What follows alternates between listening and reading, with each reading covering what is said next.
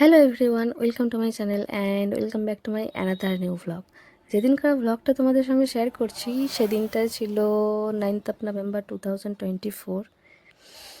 জানি অনেক লেট, কি আর করার, কিন্তু এই ভিডিওগুলো তো জমে আছে, এগুলো তো এবার আপলোড করতে হবে, তাই না? দেখতেই পাচ্ছ সকাল সকাল রেডি হয়ে গিয়েছি আর এতগুলো ব্যাগ।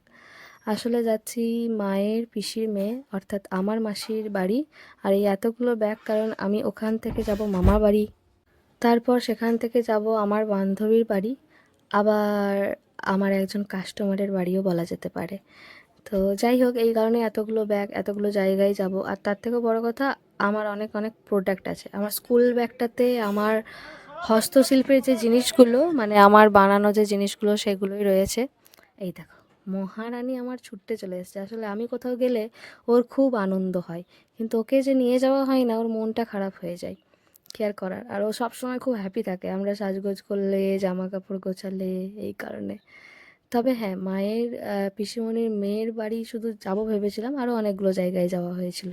মানে মায়ের পিসির বাড়ি কাছাকাছি, সেখানে মায়ের পিসির মেয়ে তার মেয়ে অর্থাৎ আমার বোনের শ্বশুর বাড়ি, সেসব অনেক জায়গাগুলো যাওয়া হয়েছে।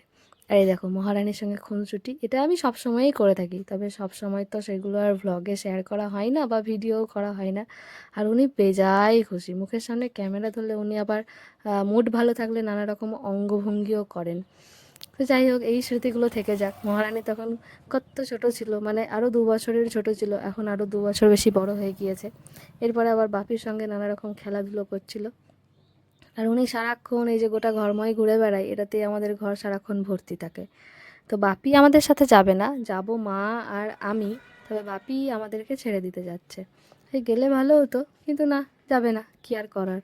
অগত্যা মা আর আমিই যাচ্ছি। উম, এই দেখো, টোটোতে করে বেরিয়েও গিয়েছি, এবার বাস স্ট্যান্ডে যেতে হবে বাস ধরতে। তবে ওদের বাড়িটা খুব বেশি দূরে নয়, কিন্তু যাওয়াটা ভীষণ হ্যাপা, কি আর করার। আর তখন চারিদিকে ধান ছিল, তাই সবুজে সবুজময়।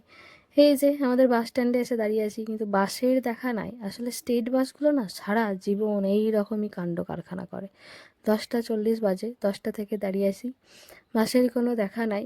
আর যাব হচ্ছে মোহাম্মদ বাজারে, ওখানটাতে গিয়ে নামবো, যাব ডেউচা। তো সেখানটা যেতে গেলে না একদম টানা স্টেট বাসে যাওয়াটাই ভালো, না হলে আবার দুবার করে বাস পাল্টানো, এমনিতেই আরও কত রকমভাবে যেতে হবে। যাই হোক, অবশেষে এই তো পেয়ে গিয়েছি স্টেট বাস, আর সিটও পেয়েছি, কি কপাল। অনেকক্ষণ দাঁড়িয়ে থেকে থেকে আমার বিরক্তিকর অবস্থা, সাথে শরীরটাও কেমন জানি করছে। আমি ওই জন্য একদম ক্লান্ত, আর এখন ভয়েস ওভার দিচ্ছি, এখনও আমি ক্লান্ত। যাই হোক, মা আর আমি যে সিট পেয়েছি এই অনেক বাবা। স্টেট বাসের সিট পাওয়া আর মানে যুদ্ধে জয়ী হওয়া একই রকমের একটা ব্যাপার। তো স্টেট বাস থেকে নেমে তারপর মানে মোহাম্মদ বাজারে নেমে ওই পার থেকে যেতে হবে আর এক পারে। মানে একটানা চলে যাওয়া হলে খুব ভালো হতো, কিন্তু না, যাই হোক। তবে ডেউচা যেতে গেলে এখানটাতে নেমে এই যে বাজারের মধ্যিখানটা গিয়ে আবার অপর পারে যেতে হয়। আরও একটা ঘুরে যাওয়ার রাস্তা আছে, কিন্তু কেন খামোখা অতটা ঘুরে যেতে যাব। এই নিয়ে আমি খুব সম্ভবত দ্বিতীয়বার যাচ্ছি মায়ের পিসির মেয়ের বাড়ি। মায়ের কাছে অনেকগুলো ব্যাগ দেখতে পাচ্ছ, আসলে আমার কাছেও ব্যাগ আছে দুটো, কিন্তু এত ভারী যে কি আর বইব। আর এই জায়গাটা ভীষণ সুন্দর, কি সুন্দর, মানে এত গাছপালা আছে, এখানে বাজার বসে, কখনো কখনো মেলাও বসে। মানে আমি তো প্রায় যাতায়াত করি এই রাস্তা দিয়ে, মামার বাড়ি সিউড়ি যেতে গেলে তো এই রাস্তার ওপর দিয়ে যেতে হয়, তখন রাস্তার ওপর থেকে এটা দেখতে পাওয়া যায়। এই যে অপোজিট সাইডের রুটটা, এই রুটটা খুব সম্ভবত ওই রামপুরহাটের ওই দিক দিয়ে যাওয়া হয়, কোন দিকে এক্স্যাক্টলি জানি না, তবে ওই দিক দিয়ে রামপুরহাট যাওয়া যায়।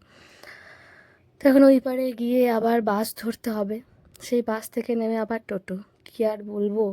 এই এতগুলো ব্যাগপত্র নিয়ে আর এই দিক থেকে ওই দিক, আর আমার তখন এত কেন বিরক্তি লাগছে আমি নিজেও বুঝতে পারছিলাম না। যাই হোক, সেখানে বেশ কিছুক্ষণ দাঁড়ানোর পর তারপর বাস পেয়েছি, সেটা গিয়ে নামবো ডেউচা মোড়ে, তারপর সেখান থেকে আবার টোটো নিয়ে যেতে হবে। এই তো রাস্তা, জায়গাটা কাছেই, এতটাও দূরে নয়, তবে এত রকম কাণ্ড করে যেতে গিয়ে সেটা বেশ অনেকটা সময় সাপেক্ষ হয়ে যাচ্ছে। আর এতক্ষণ ধরে বাসের জন্য অপেক্ষা করা, সেটাও মুশকিলের ব্যাপার। মানে আমরা কত তাড়াতাড়ি চলে আসতাম, কিন্তু আমাদের পৌঁছাতে পৌঁছাতে 12টা 12:30 বেজে গেল। আর মাসি বারবার ফোন করছে, হ্যাঁ রে, তোরা আদৌ আসছিস তো, নাকি আমাদেরকে মিথ্যা কথা বলছিস? তো কী আর বলার, আমরা যে সত্যিই যাচ্ছি সেটা আর কী করে বোঝাবো। কারণ এতক্ষণ বাসের জন্য অপেক্ষা করতে হয়েছে, প্রথমে তো স্টেট বাসের জন্য অনেকক্ষণ কোটাছুড়ে অপেক্ষা করতে হয়েছে, তারপর আবার এই দিকের বাসটার জন্য অপেক্ষা করতে হয়েছে। যাই হোক, ফাইনালি বাবা এই তো পৌঁছে গেছি মাসির বাড়ি। মানে আমাদের যা আসার কথা তার থেকে আমরা 1.5-2 ঘন্টা লেট। কি বলবো, অস্বস্তিকর এই কারণেই লাগছিল, আমার মুখটা এই কারণেই বেজার। আর এতবার, দুবার বাস পাল্টানো, দুবার টোটো, এই করতে করতে মানে যা তা অবস্থা। যাই হোক, শেষ পর্যন্ত আসতে পেরেছি, এই অনেক। মা এসে মাসিকে খুঁজে বেড়াচ্ছে, তুই কোথায় রে, ঘর দেখছি পুরো ফাঁকা। ভাবছিলাম ঘরে কেউ নাই, কিন্তু না না, মাসি ঘরেই ছিল। আর এই দেখো, আসার পর আমাদেরকে যত রকমের মানে মিষ্টি, মন্ডা, নাড়ু এসে যা পাচ্ছিল সব খাওয়াচ্ছিল। এগুলো পুজোতেই, মানে আমাদের বাঙালি বাড়িতে এটাই হয়, পুজোর সময় প্রচুর প্রচুর বানানো হয়। মানে দুর্গা পুজোর সময় সেটা একদম কালী পুজো পর্যন্ত, ভাইফোঁটা পর্যন্ত থেকে যায়। আর আমরা তো ভাইফোঁটার ওই 5-6 দিন বাদেই গিয়েছিলাম, তাই সমস্ত কিছু ছিল। তো যাই হোক, খাওয়া দাওয়া করে বিকালবেলায় এই যে টোটো করে আবার যাচ্ছি বোনের শ্বশুর বাড়িতে। আজকের রাতটা ওখানেই থাকবো। আর এখানে চারপাশটা না খুব সুন্দর, প্রচুর প্রচুর গাছ এই রাস্তাটা দিয়ে। কি ভীষণ সুন্দর যে লাগছে, কি আর বলবো।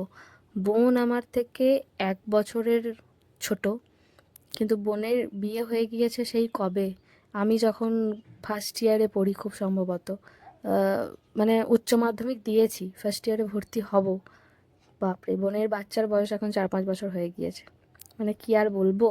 তো বোনের শ্বশুরবাড়ি সেই কনে যাত্রীতে এসেছিলাম, তারপর এই প্রথমবার যাচ্ছি। মা আবার প্রথম যাচ্ছে তো, কি যেন বিয়াই বাড়ি, তাই জন্য আবার ঘুমটা ঘুমটা নিচ্ছে। যাই হোক, গলি গলি একটুখানি বেশ কিছুটা যেতে হলো মেন রোড থেকে, মানে টোটো থেকে নেমে। এই তো চলে এসেছি। আর বোনের শাশুড়ি মা দেখছি দাঁড়িয়ে রয়েছে গেটে আমাদেরকে ওয়েলকাম করার জন্য। অনেক দিন পর এসেছি, বাড়িটা চেঞ্জও হয়ে গিয়েছে, মানে তখন তো সেই কনে যাত্রীতে রাত্রিবেলায় এসেছিলাম, বুঝতেও পারছি না। আর এই দেখো আমার বোনের ছেলে, ও ভীষণ হ্যাপি। ওর সাথে মাঝে মধ্যে ফোনে কথা হয়, আর ও বারবার বলে যে আমাদের বাড়ি কিন্তু এসো, আমাদের বাড়ি কিন্তু এসো। আর এসে দেখো চকলেট পেয়ে এসে বেজায় আনন্দ, আহা হা, প্রচুর আনন্দ। আর আমার বোনকে দেখো পাক্কা গিন্নি হয়ে গিয়েছে। ও আমাদেরকে ওই জল মিষ্টি বোধহয় দিচ্ছিল তখন ফ্রিজ থেকে বের করে। কে বলবে আমার থেকে ছোট, কোন ছোটোবেলায় বিয়ে হয়ে গিয়েছে, বাচ্চাও এত বড় হয়ে গিয়েছে, বাচ্চা পড়াশুনোও করছে স্কুলে। মানে কি বলবো। যাই হোক, আমাকেই ওর কাছে দিদি, মানে ও আমার দিদি হয়ে গেছে, আমি ওর বোন হয়ে গেছি। তারপরে এই দেখো, ডাক্তারবাবু আমাদের শুরু করেছে অপারেশন, ছোট্ট ডাক্তার। মানে ও কত রকমের কাণ্ড কারখানা করছে, আমাদেরকে দেখাচ্ছে। ও ভীষণ খুশি আমাদেরকে পেয়ে। মানে এতবার ফোনে কথা হয়েছে, সামনাসামনি কখনো দেখা হয়নি তো, সামনাসামনি দেখা হওয়ার পর ভীষণ ভালো। আর আমার তো এই বাচ্চাদের সাথে খেলতেও ভালো লাগে, আমি ওর এই মুহূর্তগুলো ক্যাপচার করে রাখছিলাম, ছোটোবেলাকার এই সমস্ত ঘটনাগুলো। ও ভীষণ ভালো বাচ্চা, খুবই ভালো। আর সন্ধেবেলায় মাসিমণি আবার এইসব মশলা বাটাবাটি করছিল, কারণ রাত্রিবেলা রান্না হবে চিকেন। তারপরে এই তো রাত্রিবেলার খাওয়ার সময় ভাত রুটি কত রকমের রান্না বান্না হয়েছে, বাবারে, সে কি ব্যাপার স্যাপার। যাই হোক, কুটুম এসছে বলে কথা বাড়িতে। তো রাত্রিবেলা এই তো সবাই একসাথে খাচ্ছিলাম, আমার এই জিনিসটা বেশ ভালো লাগে, ওদের বাড়িতেও আছে সবাই একসাথে খাওয়া। তারপরে এই যে বোনের শাশুড়ি মা আমাকে একটু আচার দিয়েছিল, আমাকে জিজ্ঞেস করেছিল খাবি, আমি বললাম হ্যাঁ, আমার তো খেতে খুব ভালোই লাগে রুটির সাথে। আর ছিল চিকেন। আমি রুটিটা কেটে মুখে ভরতে যাব, তখন মনে হলো না, এটারও একটা ক্লিপ নিয়ে রাখি। আর খাওয়া দাওয়ার পর তারপর শুরু হয়েছে এই যে ডিস্কো ড্যান্স। মানে আমার বোনের ছেলে প্রতিদিন রাত্রিবেলা খাওয়ার পর ও নাকি সঙ্গীত বাংলায় গান চালিয়ে এরকমভাবে নাচে। সে কত রকমের অঙ্গভঙ্গি তার, মানে আমাদেরকে সবাইকে একসাথে পেয়ে ও আনন্দে দিশেহারা, কী করবে আর কী না করবে বুঝতে পারছে না। বাবা, কত রকমের নাচের স্টেপ, সর্বনাশ কাণ্ড। যাই হোক, এইরকম করতে করতেই রাত্রি অনেকখানি হয়ে যাওয়ার পর তারপর গল্প গুজব করতে করতে এই তো সকালবেলায় উঠেছি। আমি অনেকটা দেরিতেই উঠেছি। মানে কি আর বলবো, মান সম্মান আমার কোথাও থাকে না, আমি যেখানেই যাই আমার ঘুম থেকে উঠতে উঠতে 8টা 9টা বেজে যায়। এখানেও তাই অবস্থা, প্রথমবার গিয়ে ইমপ্রেশন খারাপ, কিন্তু কিচ্ছু করার নেই। আর অনেক রাত্রি অবধি গল্প করেছি, মানে ওই মাসিমণি, আমার মা, আমার বোনের শাশুড়ি আর আমি সব এক জায়গাতেই ছিলাম, তাই অনেক গল্প করেছি। আর ওদের তো সকালে ওঠা অভ্যাস, কিন্তু আমার তো অভ্যাস নেই, কি আর করার। এই তো বোনের বাড়ির চারপাশটা ঘুরে দেখছিলাম, এই জায়গাগুলো সব ওদের, সেগুলোই মাসি দেখাচ্ছিল, যে ওদের জমি বাড়ি এই সমস্ত কিছু। আর আমার চারপাশটা সবুজ থাকলে দেখতে আরও সুন্দর লাগে। এই ছাদ থেকে আবার এই ছাদটাতে এলাম, এই মানে রুমগুলো ওদের পরে করা হয়েছে, তাই এই ছাদটা একটু নিচু টাইপেরই। যাই হোক, এদিকে কত মানকচুর গাছ দেখলাম। মানে চারপাশটা সবুজের মধ্যিখানে ওদের বাড়ি, বেশ ভালো। আর মানে ওদের চারপাশের জায়গাগুলো বেশ সুন্দর, এত সবুজে ঘেরা। এই যে বাড়িটা ওদের পুরোটা দেখিয়ে দিলাম সব। বাবা, তারপরে এই তো বিকালে বাড়ি ফেরার সময় ওখানেই পাশে গিয়েছিলাম রায়পুর শিববাড়ি। কি অসাধারণ জায়গা! আমার মন্দির মানেই তো ভালো লাগে। আর একটা বিশাল চত্বর, বিশাল এলাকা জুড়ে। আর এই যে ডান দিকের এই জায়গাটাতে মহোৎসব খাওয়ানো হলে মানুষ এখানে খায়। ওই যে করা আছে জায়গাগুলো লাল রঙের, ওখানটাতে পাতা রেখে নিচে বসে খায়। কি সুন্দর! শিববাড়ি তো বটে, তবে শিব ঠাকুরের সাথে সাথে আরও অনেক ঠাকুর রয়েছে। আর বিশাল বড় মন্দির চত্বরটা, কি সুন্দর! এখানে মন্দিরটা লাগানো ছিল, তারপর ওখানে ছিলেন একজন, ওনাকে এই যে এই মহিলাকে, ওনাকে বলা হলো, তখন উনি দরজাগুলো খুলে দিলেন। এই মন্দিরটা হচ্ছে শিব মন্দির, এই নীল সাদা মন্দিরটা। আর বাকিগুলো আরও কী কী সব যেন ঠাকুর রয়েছে, এক জায়গায় বজরংবলী ছিল, আরও নানা রকম মূর্তি রয়েছে। আর পুরো জায়গাটা অসম্ভব সুন্দর। এটা একটা আশ্রম, প্রচুর গাছপালা রয়েছে। এই যে শিব মন্দিরটা, এটা আমি প্রথমবার দেখলাম। আর পরিবেশটা গিয়ে অসাধারণ সুন্দর, অসাধারণ শান্ত, আমার ভীষণ ভালো লেগেছে। আর অনেকখানি থাকার ইচ্ছে ছিল, কিন্তু থাকা সম্ভব হয়নি, কারণ মাসির বাড়িতে আত্মীয় আসবে, তো সেই কারণে আমাদের তাড়াতাড়ি ফিরে যাওয়া। আর একটু সময় নিয়ে দেখা হতো, কিন্তু যাই হোক, ঠিক আছে, পরে আবার যখন যাব তখন আবার ভালো করে ঘুরে দেখব। খুব সুন্দর, এই যে এত গাছপালা, এত সুন্দর নির্জন পরিবেশে শান্ত মন্দির, এই জিনিসগুলো আমার বড্ড ভালো লাগে। এখানটা দারুণ সুন্দর। এই ঠাকুরটা কী ঠাকুর জানি না, ঠিক বুঝে উঠতে পারিনি। বেশ ভালো, অনেকগুলো মূর্তি রয়েছে, কি সুন্দর। তারপরেই তো রাত্রিবেলা আমি রান্না করছিলাম চিকেন, কারণ আমার এটাই কাজ। আমি এর আগেও মাসির বাড়ি যখন এসেছিলাম তখনও চিকেন রান্না করেছিলাম, এবারেও রান্না করেছি।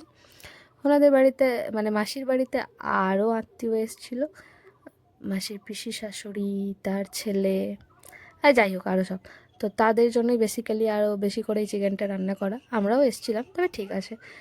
তো যাই হোক, রান্না বান্না করি, সবার জন্যই করেছিলাম। রান্না করতে আমার বেশ ভালোই লাগে। আর মাসি যেহেতু জানে আমি রান্না বান্না করি বা করতে পারি মোটামুটি ভালো, তাই জন্য আমি যখনই যাই আমাকে বলে রান্নাটা তুইই কর। যাই হোক, ঠিক আছে, আমার তো আর এমনিতেও কোনো কাজ থাকে না, তাই রান্না না হয় একটু করেই খাওয়ালাম। চিকেনটা আগে থেকে ম্যারিনেট করে রেখে দিয়েছিলাম। আর তারপর পেঁয়াজ, মানে নানা রকম যেই মশলাগুলো হয় সেই সমস্ত মশলাগুলো দিয়ে ম্যারিনেট করে রেখে, তারপর পেঁয়াজ আর টমেটোটা আলাদা করে ভেজে তারপরে চিকেনটা দিয়ে দিয়েছিলাম। আর হচ্ছে গিয়ে মানে খুব বেশি কিছু হিজিবিজি না, একদম সাধারণ ঘরোয়াভাবেই রান্নাটা করেছিলাম, যাতে একটু ভালোই হয়। তবে যাদের জন্য বানানো তাদের কাছ থেকে শুনতে হয়েছিল যে তেল নাকি একটু বেশি হয়ে গিয়েছে, আর একটু কম হলে ভালো হতো। এমনিতে নাকি টেস্ট ভালো। সে যাই হোক, এই যে এনাদের জন্যই বানানো হয়েছিল, মানে এরাই সেদিন এসছিল তাই, না হলে আমাদের অত কোনো ব্যাপার স্যাপার ছিল না। তো যাই হোক, এই ছিল ভিডিও। জানি না তোমাদের কেমন লেগেছে। ভালো লাগলে অবশ্যই লাইক, কমেন্ট, শেয়ার, অ্যান্ড যারা ইউটিউব থেকে দেখছো সাবস্ক্রাইব করে দিও। আর যারা ফেসবুক থেকে দেখছো অবশ্যই পেজটাকে ফলো করে দিও। আর একটা কমেন্ট অবশ্যই করো, যাতে আমি ইন্সপায়ার্ড হই আরও নতুন নতুন ব্লগ তোমাদের সঙ্গে শেয়ার করতে। চলো, এই ছিল আজকের ব্লগ। দেখা হবে নতুন কোনো ভিডিওতে, ততক্ষণ টাটা, পাশে থেকো, বাই, রাধে রাধে।